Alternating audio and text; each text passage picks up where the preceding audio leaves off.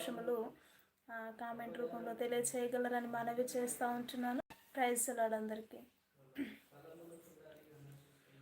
నమ్మకమైన దేవుడవైన నీవే చాలు యేసయ్య అనే పాట పాడుతూ దేవుని నామాన్ని మహిమపరుద్దాం. నమ్మకమైన దేవుడవైన నీవే చాలు యేసయ్యా, నమ్మకమైన దేవుడవైన నీవే చాలు యేసయ్యా. నేనేమయ్యున్నా, ఏ స్థితిలో ఉన్నా, నేనేమయ్యున్నా, ఏ స్థితిలో ఉన్నా, ఇంకేమి కోరుకోనయా,